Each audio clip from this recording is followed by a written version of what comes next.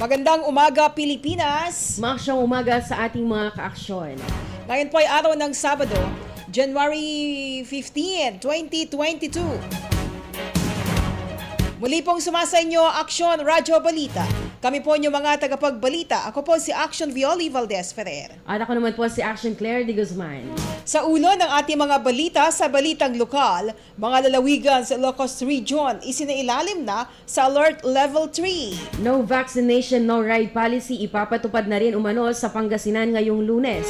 AutoPro, hinamo ng LTFRB na tanggalan ng prangkisa ang mga drivers na nag-overcharge sa mga pasaheros. Samantala, suspect sa umano'y pagnanakaw sa mga alahas ni DOTR Assistant Secretary Liberan, nahuli na dahil sa ibang mga kasong pagnanakaw. Sa ating mga police reports, lalaking nakainom na tumawid sa tulay, nalunod.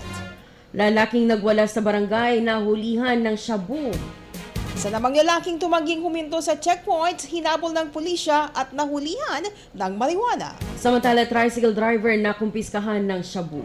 Sa ating mga balitang pambansa, naiulat na side effects ng COVID jobs, kaunti lamang ayon sa FDA. Quarantine isolation sa Bacolod ipinaiksi. Sa ating balita, mula sa ibayong dagat, obispo pinawalang sala sa 13 kasong rape sa Madre. At para naman sa ating balitang showbiz, Logan Paul na-scam ng $3.5 million US dollar. Sa balitang pambalakasan, si Obiena handa na sa international competitions. Aksyon Radyo Balita, muli kami po inyong mga tagapagbalita. Ako po si Action Violi Valdez Ferrer. At ako naman po si Action Claire de Guzman. Sa detalye ng ating mga balita,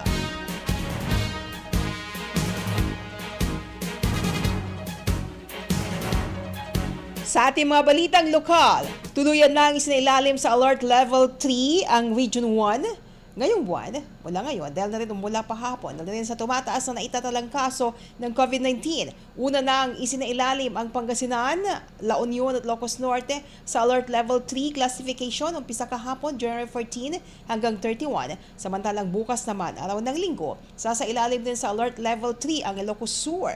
Samantalang ang lungsod ng Dagupan ay nananatili sa Alert Level 3. Layunin pa rin ng hakbang na ito na pigilan ang lalo pang pagkalat ng COVID-19 virus. Nauna nang nagpalabas ang Pangasinan Provincial Government ng implementing guidelines ng Alert Level 3 dito sa lalawigan ng Pangasinan kahapon. Ang balitang ito ay hatid sa inyo ng Centrum Advance. Para sa extra resistensya at proteksyong pangbuong katawan, take Centrum Advance everyday. Ang balitang ito ay hatid sa inyo ng ACS Manufacturing Corporation, ISO certified, world-class quality.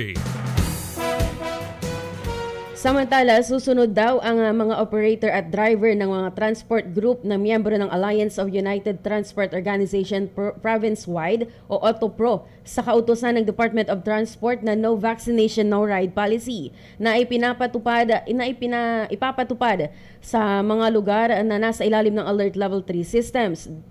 Umpisa nitong araw ng Lunes, January 17, ayon kay AutoPro President Bernard Tuliao, wala naman daw silang magagawa sa kautusan ng DOTR dahil sila rin ang mananagot sa huli, maski sabihin na labag ito sa karapatang pantao. Tinatanggal mo na yung karapatan ng tao.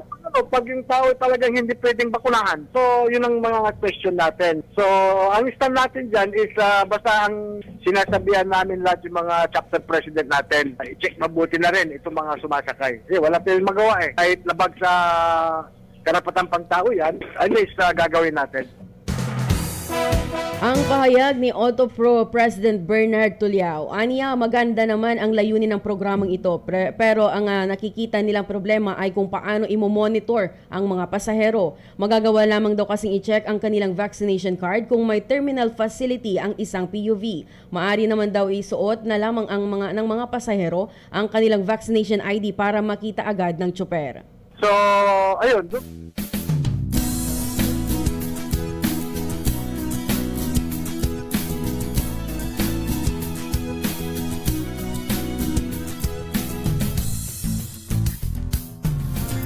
Ng driver yung vaccine card nyo. Pwede naman gawin ng driver yan, kaya lang hindi mo rin maiwasan. Halimbawa, ang pasahero sumakay lang, dyan lang po, yung mga short distance ride lang, isasakay nila yon.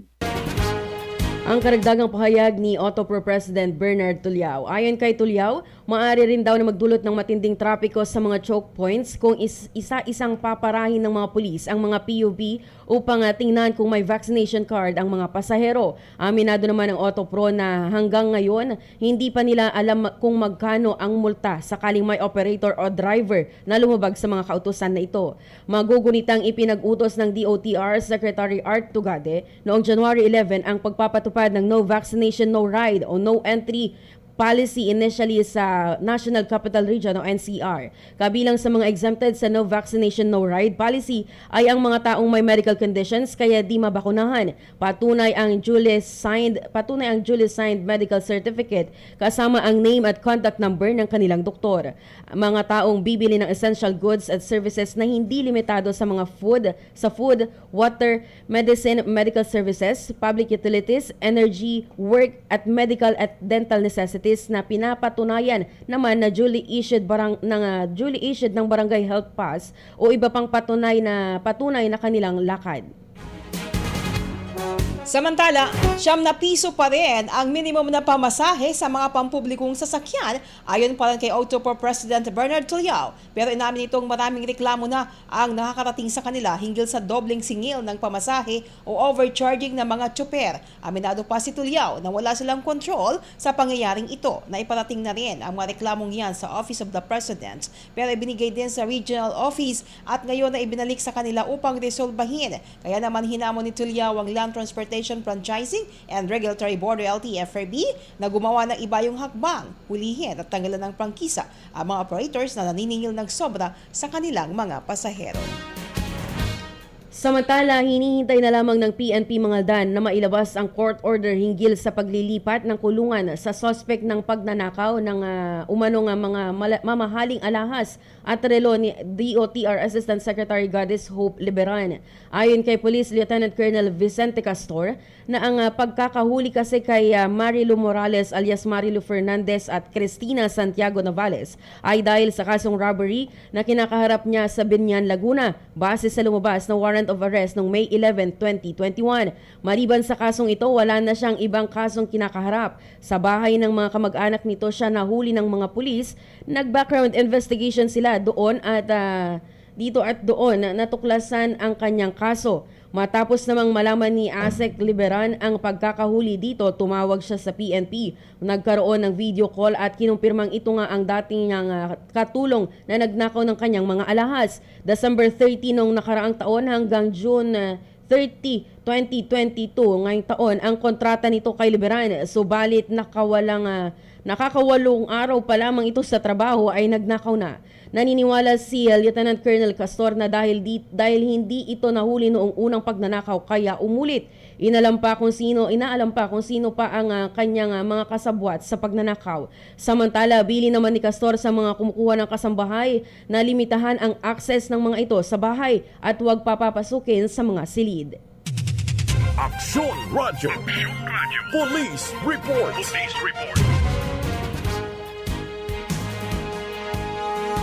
Sa ating mga police reports, nalunod ang isang 51 anyos na lalaki matapos na mahulog sa tinutungtungang tulay sa lungsod ng Urdaneta. Nakipag-inuman muna sa kanyang mga kaibigan sa kanilang bahay ang biktimang si Rostico Angelo, residente ng Barangay Camantilis. Subalit umalis pa upang makipag-unuman sa nagbe-birthday na tropa. Duman ito sa kawayang tulay sakay sa kanyang motorsiklo. Subalit dahil sa kalasingan, nahulog sa Mabanugbog River at tuluyang nalunod. Kinabukasan, nakita na ang bangkay nitong palutang-lutang. Samantala, inaresto naman ng mga pulis ang isang lalaki na inireklamo ng panggugulo sa kanilang lugar sa Sitio Sinapog, Barangay Dupac, Asingan, Pangasinan.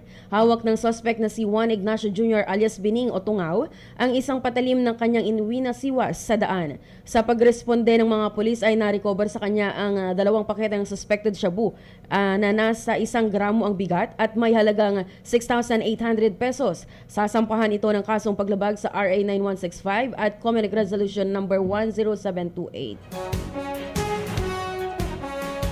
Kulong naman ang isang 34 anyos na sospek matapos mahulihan ng marijuana sa bayan ng Bayangbang.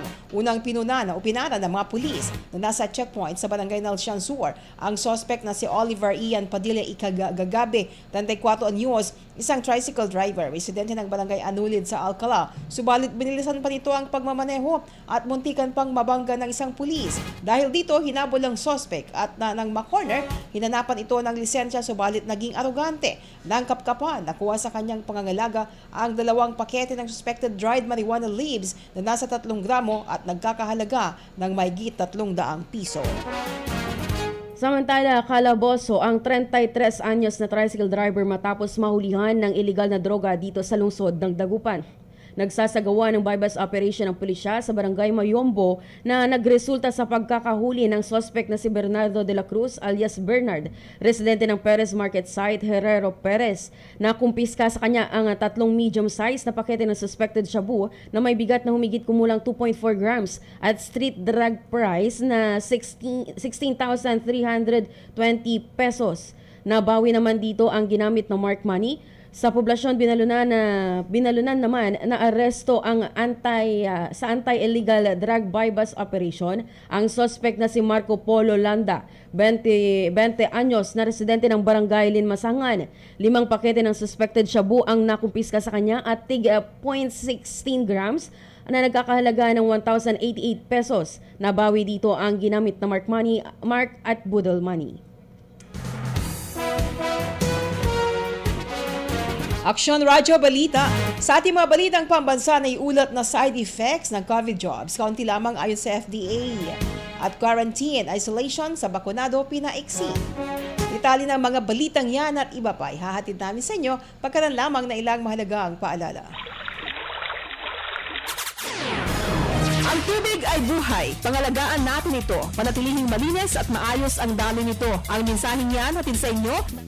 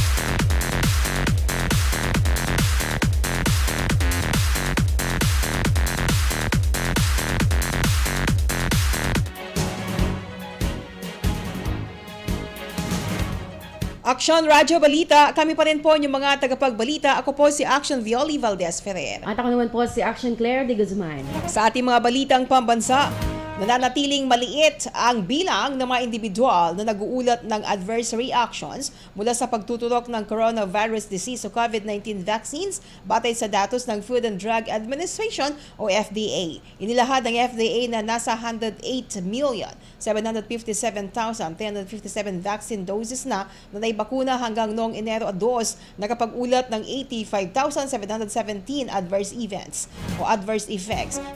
Kumakatawan lamang ito sa 0.08%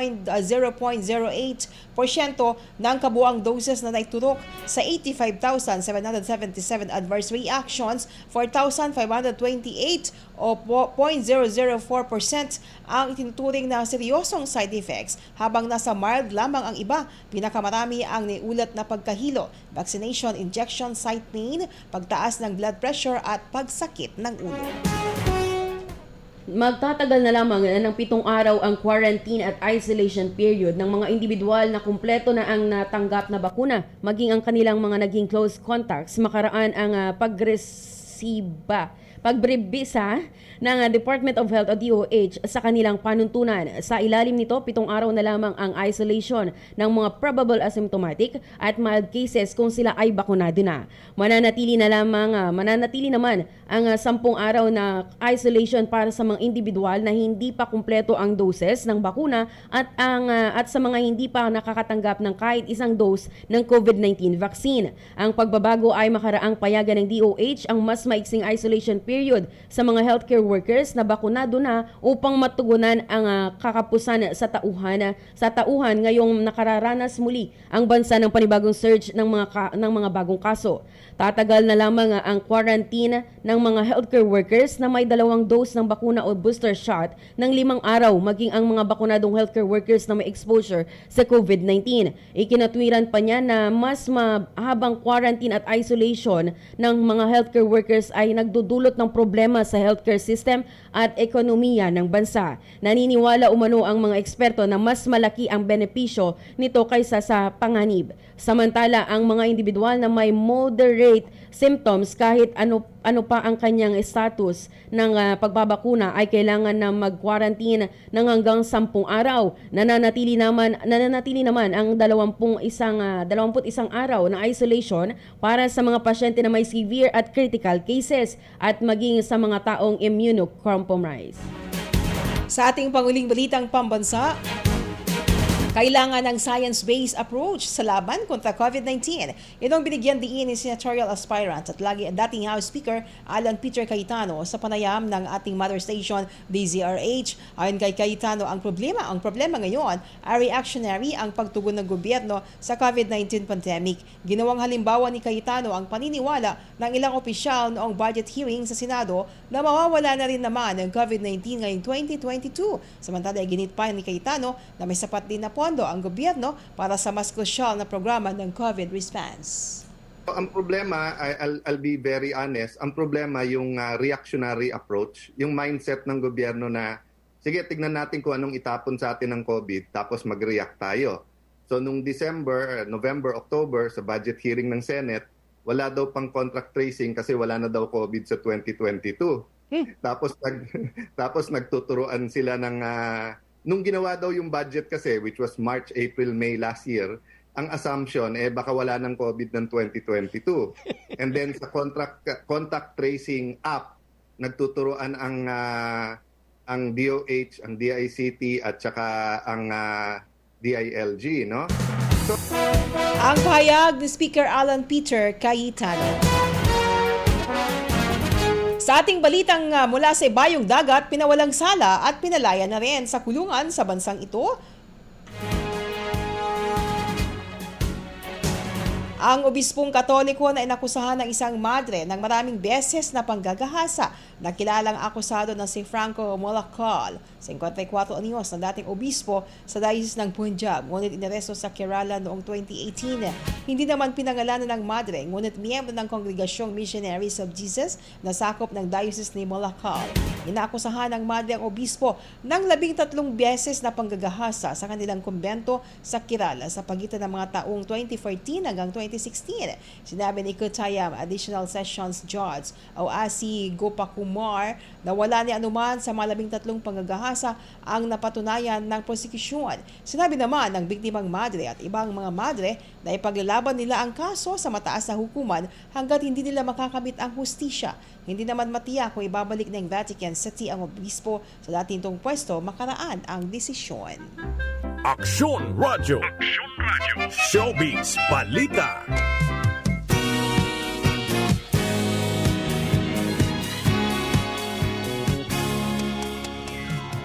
At para naman sa ating balitang showbiz, mga kaaksyon, hindi lang pala sa Pilipinas nagkalat ang mga scammer kundi maging sa Amerika rin.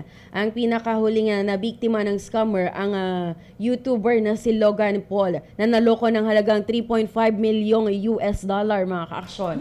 Nasa content ng vlog ng controversial YouTuber kung paano siya gumastos ng halagang $3.5 milyong para sa isang set ng first edition ng Pokemon cards. Pero ang nakuha niya ay isang set ng G.I. Joe cards. Nakita sa video kung paano in-unbox ni Paul at ni Bolilio Lajansan, isang card collector, ang shipment. Sabi ng TMZ, na-reimburse ni Bolilio Lajansan kay Logan ang 3.5 milyong piso or 3.5 milyong US dollar, mga kaaksyon. Ang unboxing video ni Logan ay may 1.5 million views na at na ad of press time, mga kaaksyon.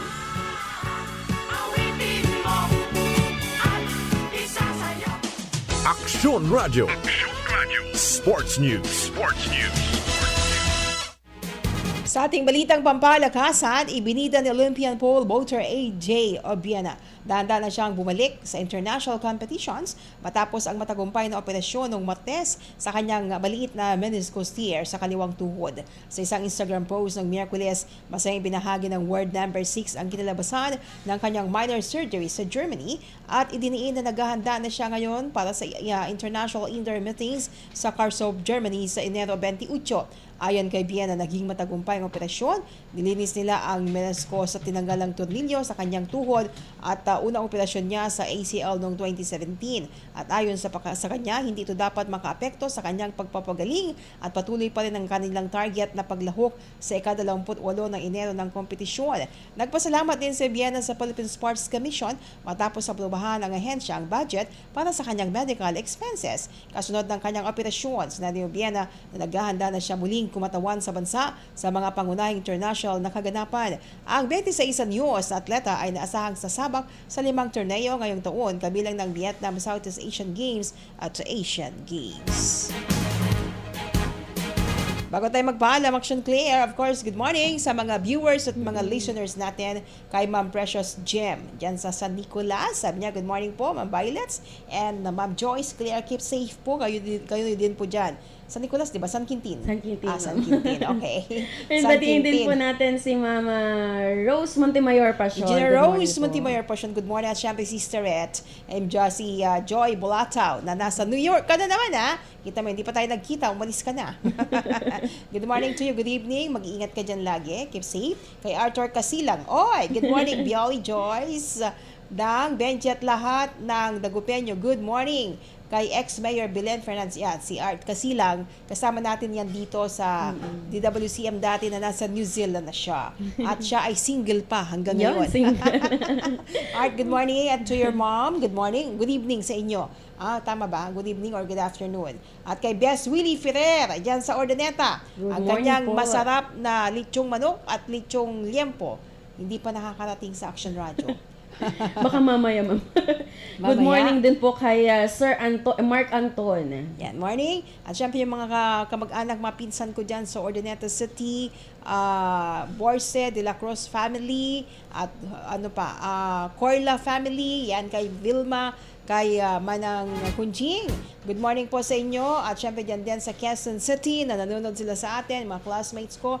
Yan si Ariel Dominguez. At ganoon din kay Ate Manuela. Dyan po sa Binmaloy Water District Pamana, Binmaloy. Good morning po sa inyo. Maraming salamat po sa panunood. At syempre ang mga tiga Pinablin Mapandan Movement page na nanonood sa atin. Maraming salamat po sa inyong lahat. Ganoon din kay Rich Cobrado Aris. Yan, good morning. Ng Good News Police Komunidad sa Pilipinas page.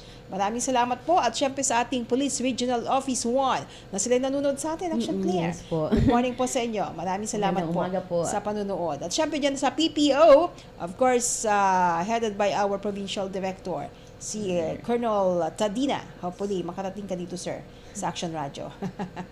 Yan. Good morning din po kay Ma'am Rachel de Guzman, kay Ma'am Chona Calamyong.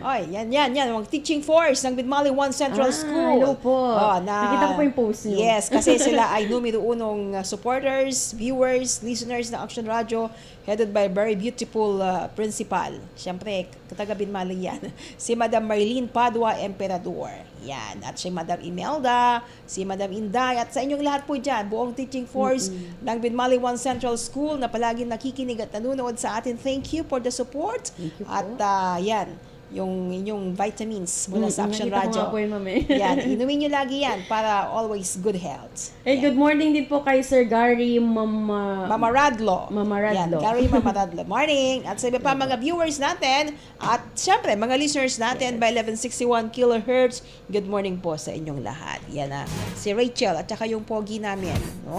Good At morning saka din si po pala MJ. kay Kwan. Kay Nanay Cecilia de Vera dyan po sa May Amado Street. Hello po, Nay. Yan. Si hello na. Yung anak mong isa nandito na. Hindi yan naglalamyad na mabait yan. Pagtulog, ma'am. Pagtulog. Magpapaalmusal ngayon yan, di ba, Conrad, no? Magpapaalmusal? Like, ko naman. Alright. Yan po mga kaibigan ng kabuuan ng Action Radio Balita. Maraming salamat po sa inyong lahat. At tabayanan po ninyo ang MIB, mga isyu ng bayan. Ako po inyo makakasama dyan. Hanggang bukas na muli, hopefully, okay na si Action Alex. Bukas sa Action Radio Balita, makasama ninyo si Action Alex and Action Claire. Yan, dito po sa Action Radio. Sa ating news center, nakasama natin Action Dab and Action Jeric. Naku, pagaling na kayo. Ano ba yan? Puro yata tinatamaan tayo dito, Action Clear. At syempre sa ating technical department, si Action Conrad Alvarez, nakababayan ni, anong pangalan nung, yung nagnakaw kay Asik. Oo nga. Taga dun din si Kapandaan Sir. mo man, kabarangay mo, Conrad. Ay, andi ba? Basta kababayan lang niya. Okay, happy Saturday everyone. And keep smiling lamang po tayo. Huwag po natin kalilimutang mag-pray palagi at syempre sumunod sa mga health protocols. Alam niyo na yan, si COVID ay nandyan pa rin. Yes. Pero prayers can move mountains, right? Action Clear? Yes po. Okay, so yan po mga kaibigan ng kabuuan ng Aksyon Radio Balita. Maraming salamat po sa inyong lahat. Kami po yung mga naging tagapagbalita. Ako po si Action Violi Valdez Ferrer. At ako naman po si Action Claire de Guzman. Dahil sa Action Radio, una sa aksyon. Una sa balitas. Sama-sama tayo, Pilipino.